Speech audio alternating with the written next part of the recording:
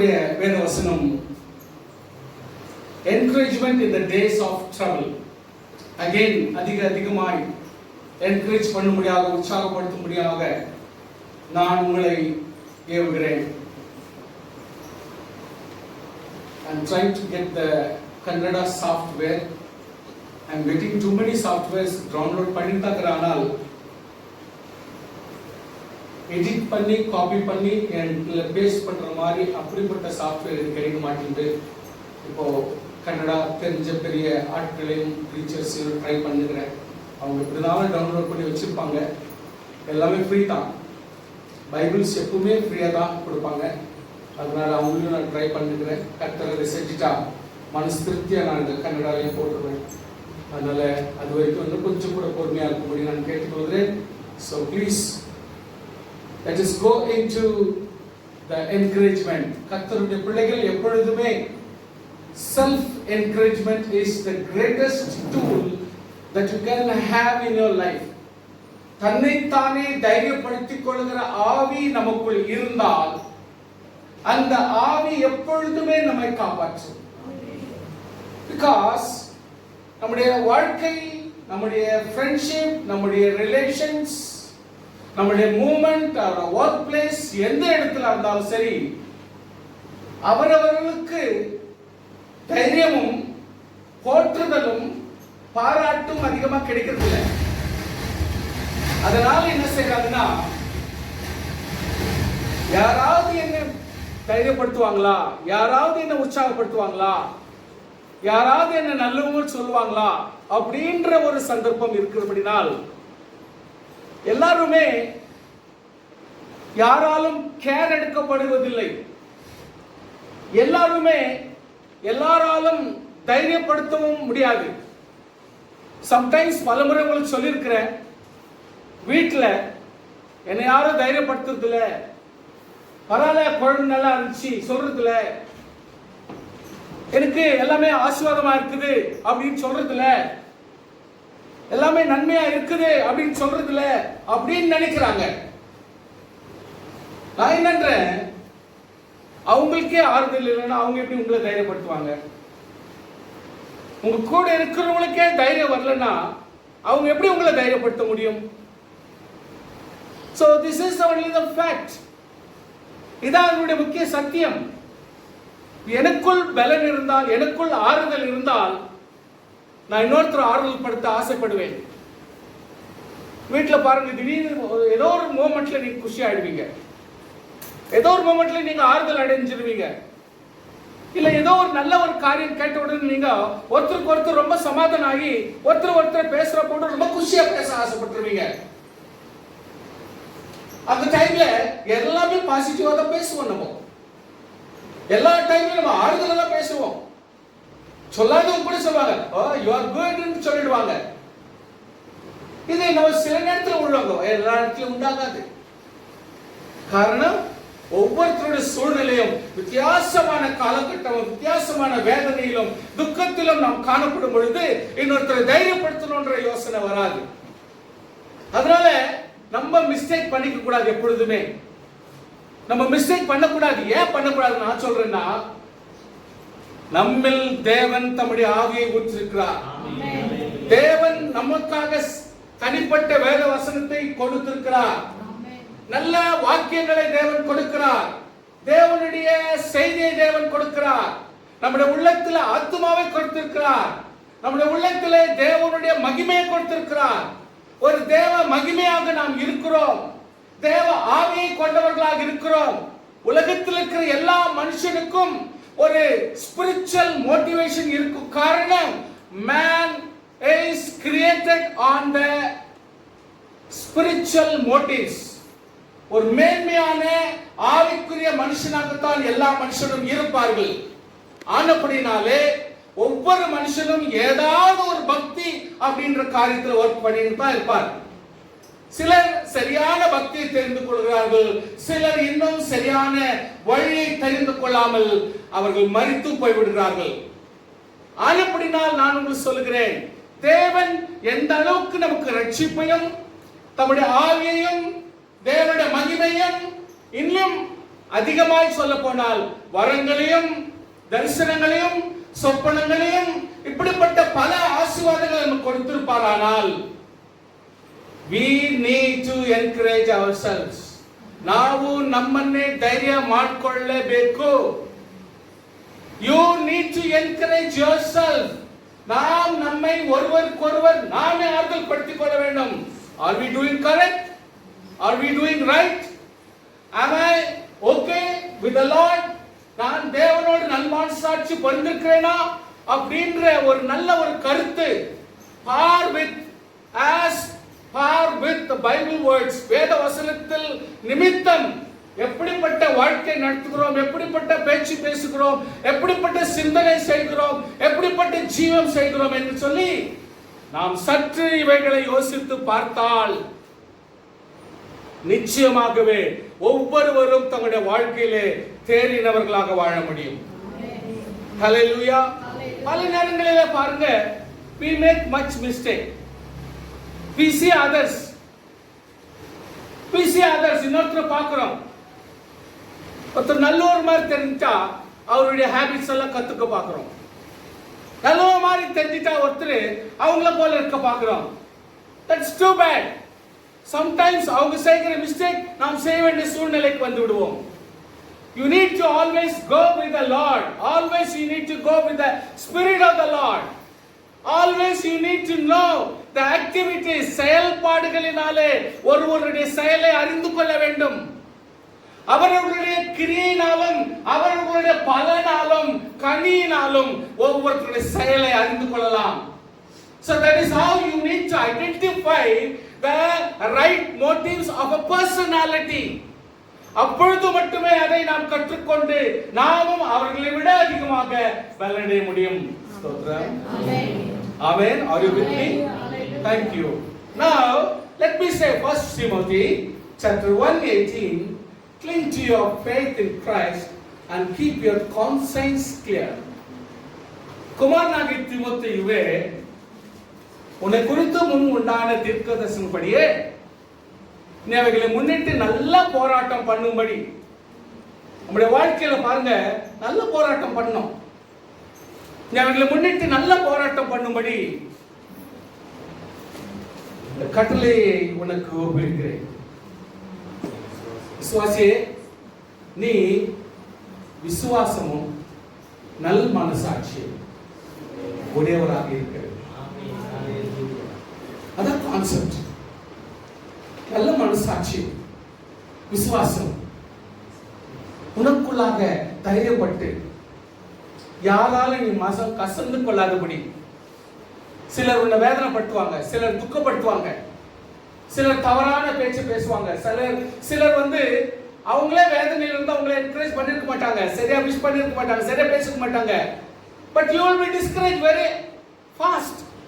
சீக்கிரமாகவே நீ சோர்ந்துட்டுவீங்க. அவங்க சந்தர்ப்பம் எப்படியோ, பேசுறதுக்கு டைம் கிடைக்கல, அவங்க டைம் சூழ்நிலை வேற மாதிரி இருந்துச்சு, அவங்களுக்கு இக்கட்டு எப்படியோ, நீங்க உடனே அதால தோய்ந்து போய் உங்களை நீங்களே வேதனைக்குள்ளாக்கி தாழ்மைப்படுத்திக் கொள்ள வேண்டாம். கர்த்தருடைய பிள்ளைகளுக்கு எப்பொழுதுமே should have a நல் மனசாட்சி. என் தேவனாகிய கர்த்தர் என்னை நேசிக்கிறார், என் தேவனாகிய கர்த்தர் என் ஜெபத்தை கேட்கிறார். நான் காலையில ஜெபம் பண்ணேன், நான் இரவும் ஜெபம் பண்ணுவேன்.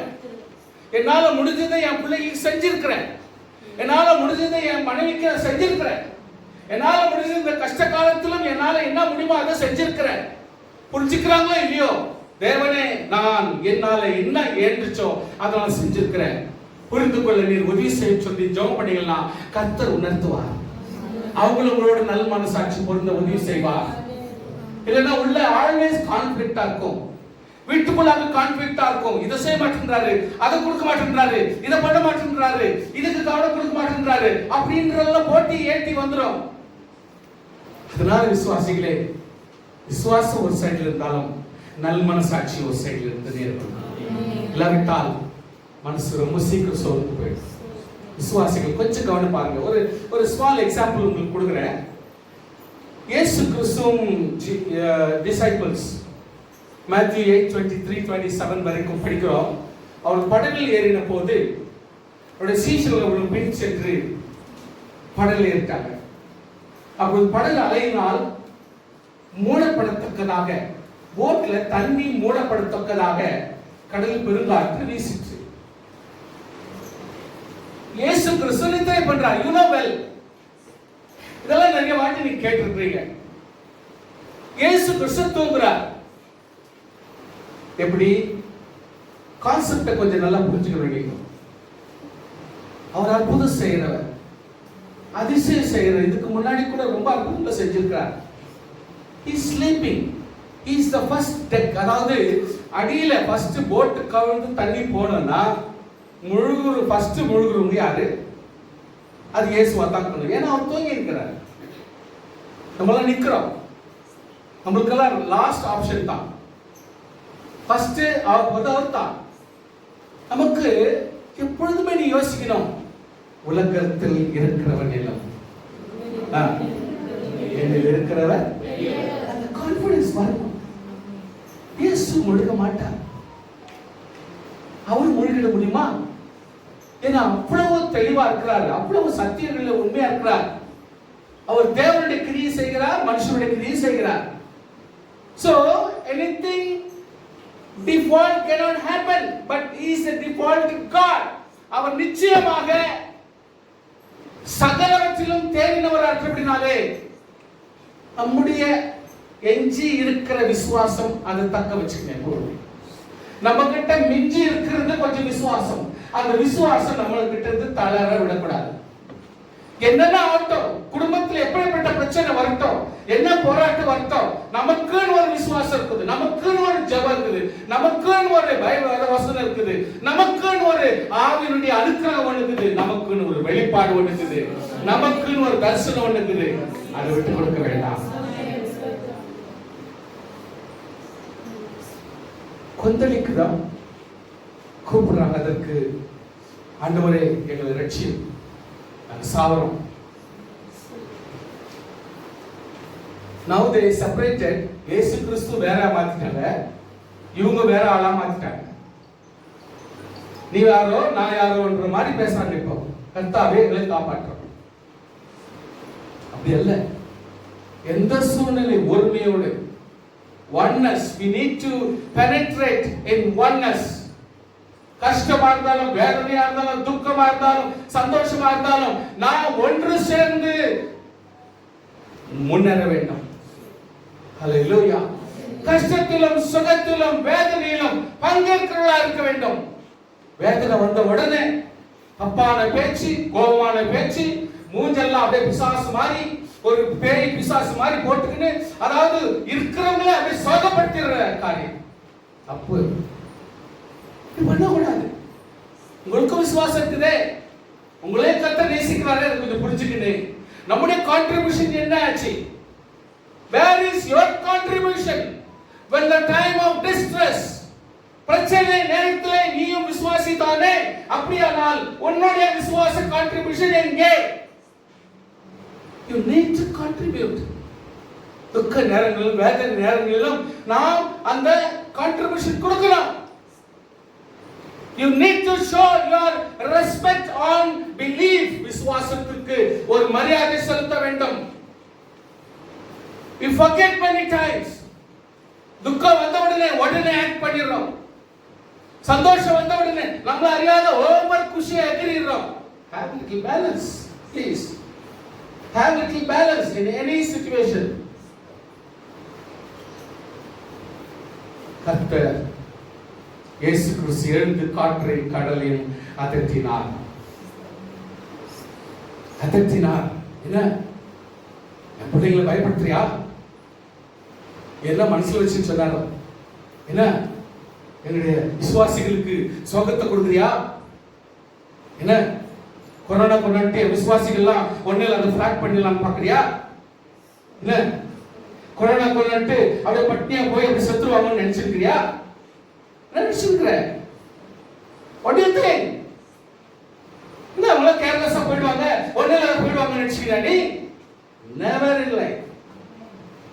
அந்த காற்றின் கதலிட்டு அடுத்துகிறவர் இன்னைக்கு கொரோனா இல்ல, அதுக்கு தகுந்த மாதிரி வேற ஒண்ணு வரட்ட எத்தனை வந்தாலும் தேவனாக கர்த்தர் இஸ் இன் கண்ட்ரோல். சொல்லுங்க சத்தமா.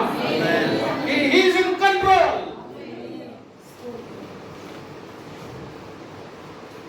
ஆச்சரியப்படுறாங்க. ஆச்சரியப்பட வேண்டிய அவசியம் இல்லை. ஆச்சரியத்திற்குரிய பிள்ளைகள் நாம் கைவிட்டு நாம் தான் ஆச்சரியம்.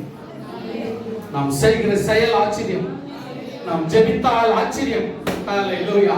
நாம் பேசினால் ஆச்சரியம். நான் ஒருத்தரை பார்த்தா அவங்க சுகம் அடைகிறாங்க, அந்த ஆச்சரியம். நான் ஜெபித்தால் அவங்க ஆறுதல் அடைகிறாங்க, அந்த ஆச்சரியம். ஆச்சரியம். Not so easy. விசுவாசி யாராலும் பாராக்காலேயே பாயிட்ல போட்டுக்க முடியல. தீர்க்கதரிசியாகிய அவனாலேயே ஒரு விசுவாசி சபிக்க முடியல.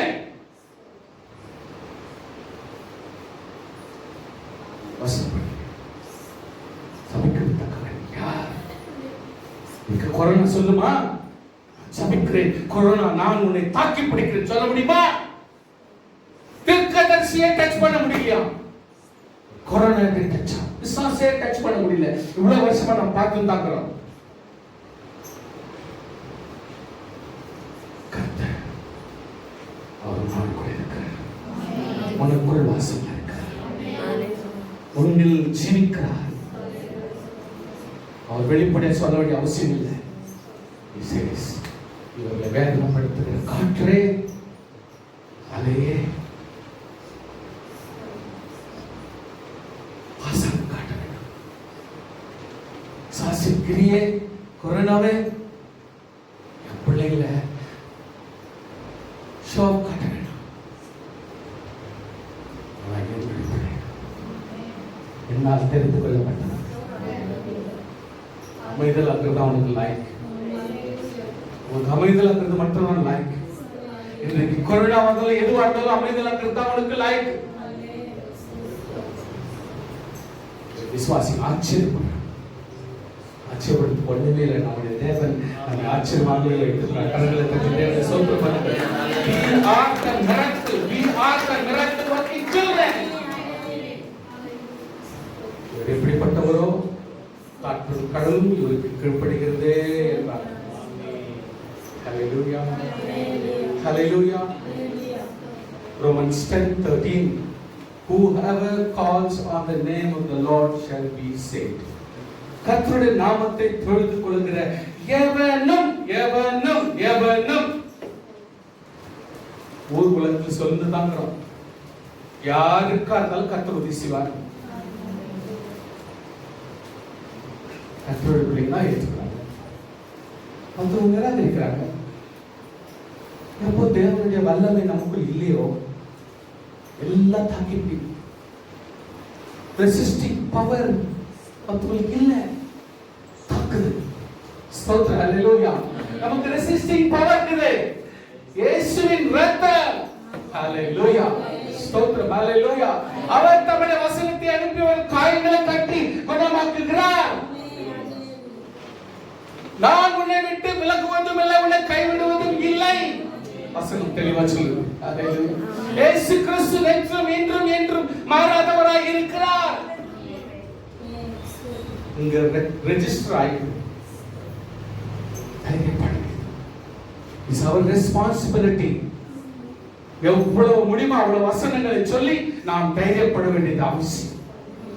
கர்த்தர் நிச்சயமாய் காற்றானாலும் கடல் ஆனாலும் உன்னை அலக்கழிக்கிறதுக்கு தேவனை இடம் கொடுக்க மாட்டான். நீ ஆச்சரியப்படுறதுக்கு ஒண்ணுமே இல்லை. உன்னை ஆச்சரியமாகவே கர்த்தர் மாட்டார். First Peter chapter 1 verse 5 to 9 it says, so be truly glad. நம்மலாம் சுகமா சந்தோஷமா இருக்கிறதா நமக்கு லைக். ஆண்டவர் சொல்றாரு, நீ சந்தோஷமா இரு. சந்தோஷமா இரு. காரணம் கிரியை செய்கிற தேவன் நம்மோடு கூட இருக்கிறார். There is wonderful joy ahead. Even though you have to endure many trials for a little while. கொஞ்ச காலத்துக்கு கொஞ்சம் வேதனை அனுபவிக்க வேண்டிய சூழ்நிலை கொஞ்சம் இருந்தாலும் சந்தோஷப்பட தேவன் உனக்கு உதவி செய்வார். கடைசி காலத்தில் வெளிப்பட ஆயத்தமா இருக்கிற ரட்சிப்புக்கு ஏதுவாக விசுவாசத்தை கொண்டு தேவனுடைய பலத்திலே காக்கப்பட்டிருக்கிற உங்களுக்கு அந்த சுதந்திரம் பரலோகத்தில் வைக்கப்பட்டிருக்கிறது. ஸ்தோத்திரம். இதில் நீங்கள் மிகவும் சந்தோஷப்படுகிறீர்கள் என்றாலும் துன்பப்பட வேண்டிய அவசியமானதா? இக்கட்டில் கொஞ்சம் அனுபவிக்க வேண்டியது இருக்கிறபடினால் கொஞ்சம் நம்மளும் வேதனை அனுபவிக்க வேண்டிய சூழ்நிலை இருக்கிறபடினாலே நீ அதுக்கு முக்கியத்துவம் கொடுக்காதபடி அதை நாம் தைரியமாய் தாங்கத்தக்க கிருபை தேவை. இப்பொழுது கொஞ்ச காலம் பலவிதமான சோதனைகளாலே துக்கப்படுகிறீர்கள். ஆமென், ஹல்லேலூயா. கர்த்தருக்கு ஒண்ணும் தெரியாது, தேவனுக்கு ஒண்ணும் தெரியாது. ஏன்னா கர்த்தர் மேலும் மேலும் அந்த பிரச்சனையெல்லாம் அனுமதிக்கிறாரே. பேசாதீங்க சார், கொஞ்ச காலம் பாடு அனுபவிக்கும் தேவன் நமக்கு அலோவ் பண்றார். அப்பதான் பரிசுத்தவான்களுக்கும் பரிசுத்தம் இல்லாதவர்களுக்கும் வித்தியாசம் தெரியும். அது சொன்னாலும் தப்பா போயிடும். அதனால நம்ம அதை சொல்ல வேண்டிய அவசியம் இல்லை. பரிசுத்தத்தை காத்துக்கொண்டார் ஆசீர்வாதம். அழிந்து போகிற பொன் அக்கினினாலே சோதிக்கப்படும். புரியுதுங்களா? அன்னைக்கு போட்டிருந்தாங்க, இன்னைக்கு அந்த பொண்ணு யாருக்கு தெரியல. சாவுக்குனால கட்டிக்கிறாங்க நினைக்கிறேன். அதான் அழிஞ்சு போயிடுது. அது வீட்டுல இருக்குதோ யாருக்கு இருக்குதோ இவங்களுக்கு இன்னொருத்துக்கு போயிடுச்சு, கதை முடிஞ்சு போச்சு. அது டோட்டலா அழிஞ்சு போற கணக்கு தான் போயிடுச்சு. சில நேரத்துல அவங்க கிட்ட போயிடுது, இல்ல மாரடிக்கு போயிடுது, இல்ல எங்கேயோ போயிடுது, கடைசியில் தொலைஞ்சு போயிடுது, இல்ல காசா மாறி போகுது, இல்ல சாப்பாடா போயிட்டு எல்லாம் வேஸ்டா போயிடுது. அதுவும் ஆண்டவர் கடை தொகையா பேசுறாரு, அழிந்து போகிற பொன் அக்கினினாலே சோதிக்கப்படுது. பாத்தீங்களா? அழிஞ்சு போற பொண்ணே அக்கினினாலே சோதிக்கப்பட வேண்டும். ஹல்லேலூயா. அப்ப நம்ம பொன்னாக விளங்குகிற நாம் ஒரு சின்ன சோதனையில நம்ம டெஸ்ட்ல போக வேண்டாமா? அதுக்கு மனசு சோதனை எப்படி? அதை பார்க்கிலும் அதிக, ஆமென் ஆமென், அந்த கோல்டை பார்க்கிலும் அதிக வெளியேற பெற்ற, புரியுதுங்களா? பெற்றதுமா இருக்கிற உங்கள் விசுவாசம் கோல்டை பார்க்கிலும், ஸ்தோத்திரம், வைடூரியத்தை பார்க்கிலும், ஹல்லேலூயா, வித்தியாசமான கற்களை பார்க்கிலும். ஏன்னா கோல்ட்ல சின்ன சின்னதா விலை பண்ணி வியாபாரம் பண்ணி ரொம்ப சோர்ந்துட்டாங்க, டயர்ட் ஆயிட்டாங்க. ஏன்னா உங்ககிட்ட இருந்து ரொம்ப சீக்கிரம் கிடைக்க முடியல. அதனால தான் கொஞ்சம் காஸ்ட்லியா போயிட்டாங்க. உங்களை காஸ்ட்லியா மாத்திடுறாங்க. ஐயோ வாங்க, பேர்ல்ஸ்ல வாங்க, ஏன் கோல்ட்ல எல்லாம் வரீங்கன்னு சொல்லிட்டு ஒரேடியா உங்ககிட்ட இருக்கிறதாலும் அப்படியே ஒரேடியா பிச்சைக்காரனா மாத்துறதுக்கு ஒரு வழி பண்றாங்க அவங்க. உலகம். ஆனால் ஆண்டவராகிய கர்த்தர் சொல்லுகிறார், இவைகள் எல்லாவற்றிலும் பார்க்கிலும் மிக வெளியேற பெற்ற உங்களுடைய விசுவாசம். ஹல்லேலூயா. இயேசு கிறிஸ்து வெளிப்படும் பொழுது உங்களுக்கு புகழ்ச்சியும் கனமும் மகிமையும் உண்டாக காணப்படும். ஆமென். அவரை நீங்கள் காணாமல் இருந்தும் அவர்கள் அன்பு கூறுகிறீர்கள். பார்க்கல, ஆனால் அன்பு கூறுறோம். இப்பொழுது அவர் தரிசியாமல் இருந்தும் அவர்கள் விசுவாசம் வைத்து சொல்லி முடியாத மகிமையால் நிறைந்ததுமா இருக்கிற சந்தோஷம் உள்ளவர்களாய் களி கூர்ந்து நம்மெல்லாம் must be happy whatever the situation comes. அதுக்காக சிச்சிருக்கலாம் முடியாது. மேல சிச்சிருக்கிறாருன்னு சொன்னாக்கா அது தப்பா போயிடும். எல்லாம் தாங்கத்தக்க கிருபை கற்றுக் கொடுத்தார். விசுவாசம் பலனாகிய ஆத்தும ரட்சிப்பு அடைகிறீர்கள். ஆமென், ஹல்லேலூயா. தானியேலுக்கு சொல்லப்படுது, கடைசி காலத்தில் என்ன தைரியம் சொல்றாங்கன்னா 12 chapter 8-13, அநேகர் சுத்தமும் வெண்மையும் ஆக்கப்பட்டு புடமிடப்பட்டவர்களாய் விளங்குவார்கள். So every believer, அதாவது how will all this finally end, my Lord? தெளிவா சொல்றாரு, புடமிடப்பட்டவர்களாய் வெண்மையாக்கப்பட்டவர்களாய் சுத்தமாக்கப்பட்டவர்களாய் விளங்க வேண்டும். சுத்தமாக்கப்பட வேண்டும். வெண் வஸ்திரம், ஆவிக்குரிய வஸ்திரம் தரித்திருக்க வேண்டும். புடமிடப்பட்டவர்களாக விளங்க வேண்டும். சொல்லக்கூடாது, ஆனாலும் சொல்றேன், துன்மார்க்கமாக தான் நடப்பாங்க. எவ்வளவு சொன்னாலும் அவங்க காரியத்தை பண்ணியிருக்காங்க. அது சொல்றதும் வேஸ்ட், சொன்னாலும் தப்பு. பலர் விசுவாசிகளாக காட்டி பலர் இன்னைக்கு நிறைய ஊர் உலகத்துல என்டர் ஆயிட்டாங்க. கிறிஸ்டியன்னா செயல்படுறாங்க. எவ்வளவு தூரத்துக்கு ரட்சிப்படைந்திருக்காங்க, எவ்வளவு தூரத்துக்கு பலப்பட்டிருக்காங்க, எவ்வளவு தூரத்துக்கு ஆறுதல் அடைந்திருக்காங்க, கிறிஸ்துவை எவ்வளவு தூரத்துக்கு தரித்து கொண்டாங்க தெரியல. அவங்க வாழ்க்கையில் எவ்வளவு தூரத்துக்கு சமாதானம் இருக்குது, எவ்வளவு தூரத்துக்கு தேவனுடைய வசனத்திலே அவங்க பலனா இருக்கிறாங்க, புடமிடப்பட்டவங்களா, சுத்தமா இருக்கிறாங்களா, வெண்வஸ்திரம் தரித்திருக்கிறாங்களா, அல்லது இவங்க பலப்பட்டு இருக்கிறாங்களா புரியுறதே இல்லை. They don't come under test. Activities செய்கிறாங்க. ஆண்டவர் சொல்றாரு, நெத்தி நான் சொல்றேன், சொல்ல இஷ்டப்படாத சொல்றேன், துன்மார்க்கன் ஒருவனும் உணர்வு வருது, உணர்ச்சி வருது. நாம் பலப்படணும், ரட்சிக்கப்படணும், இந்த இயேசு கிறிஸ்துவை ஏற்றுக்கொள்ளணும், நித்திய ஜீவன்றது அங்கதான் இருக்குது. வேத வசனத்துக்கு இவ்வளவு சத்தியங்கள் இருக்குது, இவ்வளவு டீட்டெயில்ஸ் இருக்குது, இவ்வளவு ஒரு அதாவது ஒரு சத்தியத்தினுடைய ஆழத்துவம் இருக்குது. இருந்தாலும் அதை உணராத சாசனம் என்று அவங்களுடைய மனதை கட்டுப்படுத்துவோம். ஆனால் ஒன்று மட்டும் சரியா சொல்றது, ஞானவான்கிறோம். ஞானவான் யாருக்கு அறிவு? வேத வசனத்திலும் கர்த்தருடைய இரக்கத்திலும் உலகத்தில் எப்படி வாழணுன்ற திறமையை கற்றுக்கொள்கிற ஆவிக்குரிய கர்த்தருடைய பிள்ளைகளுக்கு மட்டும்தான் அந்த அறிவு. அந்த அறிவு எப்பொழுதும் உணர்ந்து கொள்வார். ஞானவான்கள் உணர்ந்து கொள்வார். சோ நான் நம்புறேன், நம்மெல்லாம் ஞானவான்களாக கர்த்தருடைய வசனங்களை உணர்ந்து வாழ்வது நமக்கு நலமாக இருக்கும். ஹல்லேலூயா. இந்த வசனங்களை உங்களுக்கு தைரியப்படுத்த விரும்புகிறேன். Revelation chapter 3 verse 15 to 21.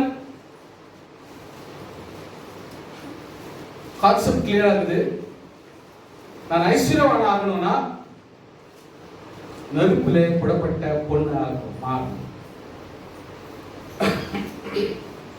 Bible கிளியரா வாட்சிங்க. 3ஆம் அதிகாரம் 18ஆம் வசனத்துல படிக்கிறோம். ஐஸ்வர்யவான் ஆகும்படிக்கு நெருப்பிலே புடப்பட்ட பொன்னாக மாறணும்.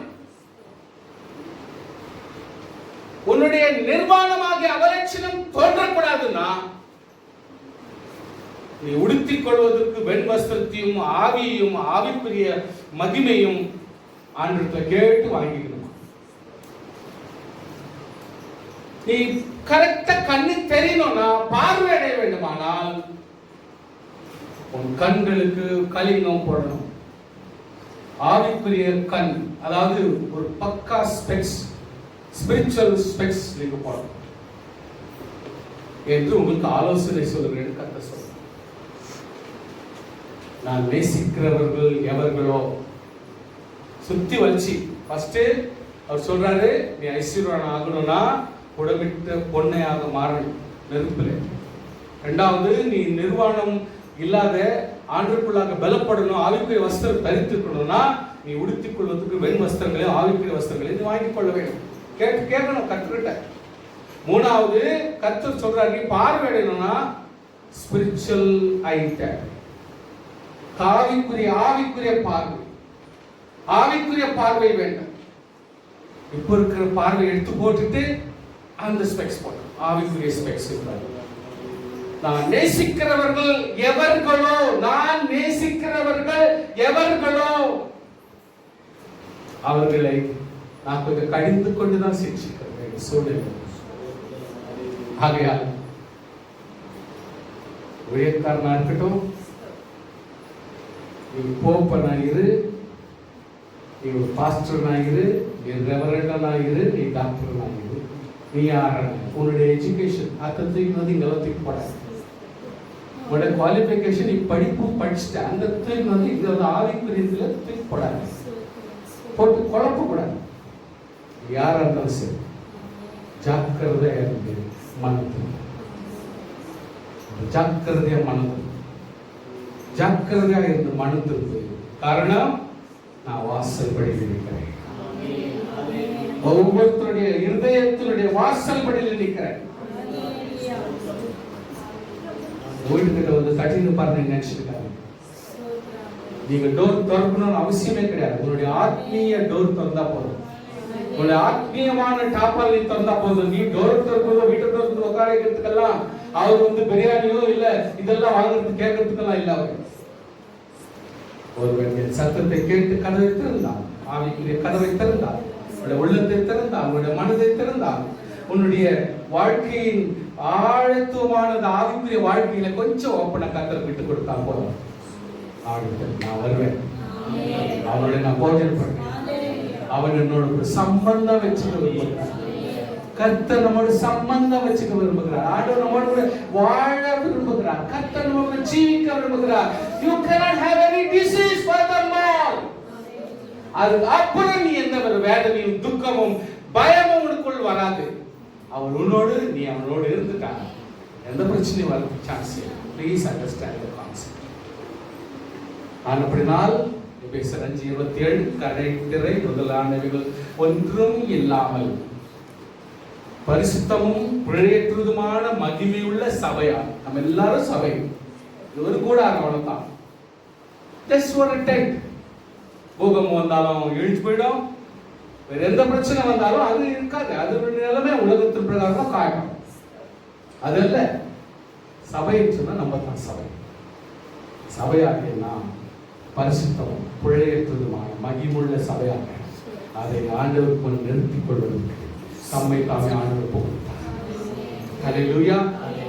அதான் பவுல் சொல்றாரு 2 கொரிந்தியர் 12:7-10 வரை. 2 கொரிந்தியர் 12:7 வரை. அன்றும் எனக்கு வெளிப்படுத்தப்பட்டவர்களுடைய மேன்மை நிமித்தம் நான் உங்களை உயர்த்தாதபடிக்கு என் மாம்சத்திலே ஒரு முள் கொடுக்கப்பட்டிருக்கிறது. ஏதாவது ஒரு பிரச்சனை வீட்டில் இந்த ஏதாவது இருக்கு, ஏதாவது ஒரு போராட்டம், ஏதாவது கேட்டாக்கா அவங்க எனக்கு சத்துருவாக்குறாங்க, இவங்களால என்னால ஆகல, இவங்களால எனக்கு எப்பவுமே போராட்டம், இதுதான் கஷ்டம், இல்ல ஒரு பிரச்சனை, எப்பப்பா இந்த பணம் இல்லாத ஒரு பெரிய பிரச்சனை சார், இந்த கடமே பெரிய பிரச்சனை அப்படின்றீங்க. You always see the problems. உங்க வாழ்க்கையில உன்னை வேதனை குறிக்கிற பிரச்சனையை மாத்திரமே நீங்கள் பார்த்து கொண்டிருக்கிறீர்கள். நீங்கள் பார்க்க வேண்டியது தேவனை. ஆமென். ஹல்லேலூயா. முள் ஒன்று நமக்குள் கொடுக்கப்படும். யாருக்கு இருந்தாலும் there will be some hindrance. நம்ம hindrance எடுத்து போட முடிக்க வேண்டிய அவசியம் இல்லை. கர்த்தருக்குள்ளாக முன்போட்டு போற அந்த ஃபார்வர்ட்னஸ், முன்னேற்றத்தை தேவன் நமக்கு கொடுத்தால் போதும். ஹல்லேலூயா. என்னை நான் உயர்த்தாதபடிக்கு, அதாவது அது எனக்கு குட்டும் சாத்தானுடைய தூதனா இருக்கிறது, அது என்னை விட்டு நீங்கும்படி நான் 3 நாள் கர்த்தருக்கு வேண்டிக் கொண்டேன். அதற்கு அவரின் கிருபை உனக்கு போதும். சொல்லுங்க, அவருடைய கிருபை நமக்கு போதும். சொல்லுங்க பார்க்கலாம். ஹல்லேலூயா. அவருடைய கிருபை எனக்கு போதும். சொல்லுங்க. Thank you. So கர்த்தருடைய பிள்ளைகளே, உற்சாகப்படுத்த விரும்புகிறேன். பிலிப்பியன்ஸ் 4:13 வாசிக்கிறோம். பலப்படுத்த கிறிஸ்துவினால் எல்லாவற்றையும் செய்ய நாம் உதவும். கிறிஸ்துவுக்குள்ளாக நாம் எதையும் செய்ய முடியும். Need to understand, I can do all things through Christ who strengthens me. Hallelujah. எபிரேயர் 13:5 வாக்குத்தத்த வசனமாக படிக்கிறோம். I will never leave you nor forsake you. உங்களுக்கு விலகுவதும் இல்லை, கைவிடுவதும் இல்லை. Hallelujah. Hallelujah. கடைசி வசனத்தை ஒருத்தர் யாருன்னா வாசிங்க. Hebrews 12:9-13.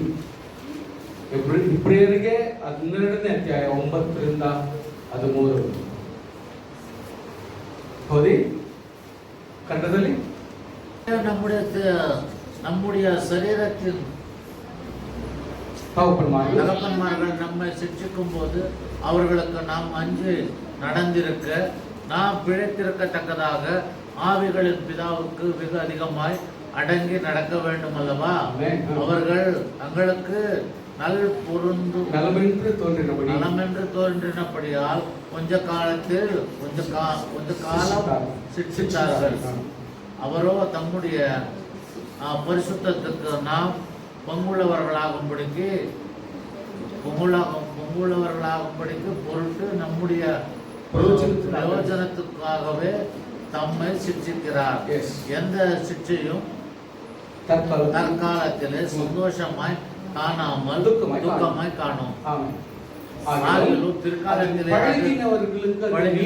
சமாதானத்தை நல்ல கவனிங்க. நெகிழ்ந்த கைகளையும் ரொம்ப டல்லாக்குது, சுஸ்தாக்குது, முடியல, இதெல்லாம் வாயால சொல்லாதீங்க. அவன் சொல்லும் பொழுதே உங்களுக்கு இன்னும் டல்னஸ் வரும், சொல்லும் பொழுதே உங்களுக்கு இன்னும் கேர்லெஸ்னஸ் வரும், இன்னும் நோக்கிற மாதிரி தெரியும். ஆமென். என்ன பண்ணும்? நெகிழ்ந்த கைகளை தளர்ந்த முழங்கால்களை நீங்கள் திரும்ப நிமிர்த்தி என்ன பண்ணணும்? இப்போ என்ன பண்ணலாம்? நிமிர்த்தி. ஸ்தோத்திரம். முடமாய் இருக்கிற பிசகி போகாமல் சுஸ்தமாகும்படிக்கு. முடமாய் இருக்கிறது நீங்க சொல்லணும், இயேசுவின் நாமத்திலே. முடமா இருக்கிறது, நடக்க முடியாம இருக்கிறது, ஆகாதது சுகப்படுவதாக. சொல்லுங்க சொல்லுங்க, வேர்ல்டுக்கு சொல்லுங்க, நல்ல வார்த்தைகளை சொல்லுங்க, சுகமான வார்த்தைகளை சொல்லுங்க, பாசிட்டிவ் வார்த்தைகளை சொல்லுங்க.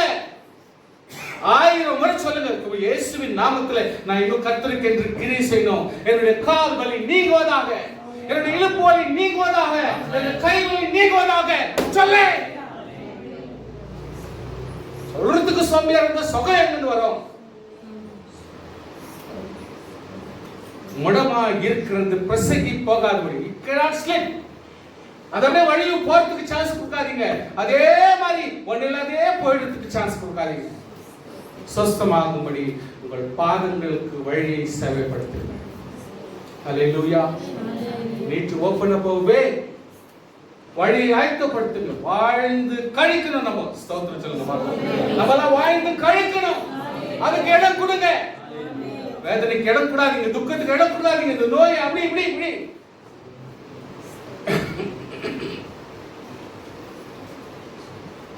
Corona injection போட்டுக்கிறீங்களா?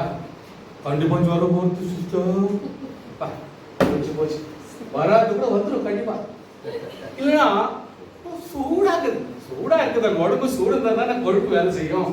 கொழுப்பு வேலை செஞ்சாதானே நமக்கு உஷ்ணம் இருக்கும், கரெக்டா அவயங்கள் கரெக்டா ஓடும். ரத்தம் ஓடணுமே, ரத்தம் ஓடினாதான் இவ்வளவு டெம்பரேச்சர் இருந்தா தானே அந்த ரத்தத்துக்கு ஸ்பீட் கிடைக்கும். ரத்தம் கெட்டியாயிட்டா எப்படி ஓடும்?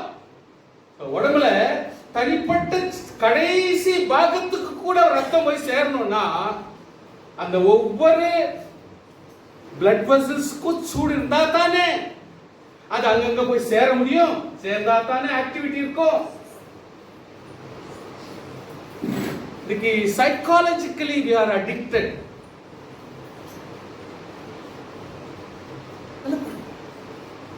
பலப்படுங்க, பலப்படுங்க. எப்படி தைரியப்படுத்துறது சொல்லுங்க. இப்போ வந்தாக்கா தைரியப்படுத்தலாம், அவைக்கே வரலன்னாக்கா நம்ம எப்படி தைரியப்படுத்தலாம்? வீடு வீடா போய் பிரசங்கமா பண்ணிக்க முடியும்? அவருக்காக 20 வருஷம் 30 வருஷம் பலப்பட்ட விசுவாசிகள் கூட அப்படியே கடந்தா no one can help. ஆவியானவர் தான் ஒரு விஷயம். அவர் தான் வீடு வீடா போவார். ஆவியானவர் மட்டும் தான் வீடு வீடா ரூம் ரூமா போறது. அவருக்கு நீங்க இடம் கொடுங்க. அவர் பெரிய காரியம் செய்வார். Please please. பக்கத்துல ஒரு கை கொடுத்து என்கரேஜ் பண்ணுங்க. தைரியமா இருக்கு சிஸ்டர். சொல்லுங்க, தைரியமா இருக்கு சிஸ்டர். ஐயா கை கொடுங்க. தைரியமா இருக்கு சார், தைரியமா இருக்கு சொல்லுங்க. ராஜு ஒரு பாபு இவருக்கு சொல்லவே இல்லை யாரும். ராஜா நான் தைரியமா தான் இருக்கிறேன். எல்லாம் எப்பவுமே அசிங்கத்துல நான் தைரியமா தான் இருக்கிறேன்.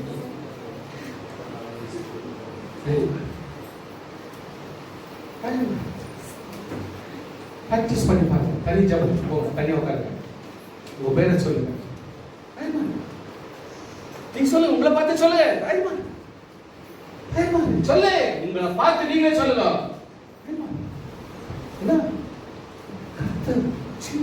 தேவை நம்மளுக்கு இருக்கிறாங்க. சொல்லு. தனியா ரூம்ல உட்கார்ந்து கல்சாக்கா அத்த கூட என்னன்னா லூஸ் மாதிரி பெனாத்தி இருக்கிறான். அவன் ஜபம் பண்றன்னு போயிட்டு அந்த ரூம்ல பெனாத்தி இருக்கிறான். என்ன லூஸ் ஆயிடுச்சு என்ன சொல்லுவாங்க சில இடத்துல. நீ கல் சாத்தின்னு செய், இல்லைனாக்கா அங்க யாரும் சைலண்டா எட்டி பார்த்துட்டு ஜபம் சொல்லிட்டு வேணும் பெனாத்துறான்னு நினைச்சுப்பாங்க. சொல்லு, உன்னை பார்த்து ஏன் கருத்து, ஏன் துக்கப்படுற? உன்னை மீட்டு கொண்ட கர்த்தர்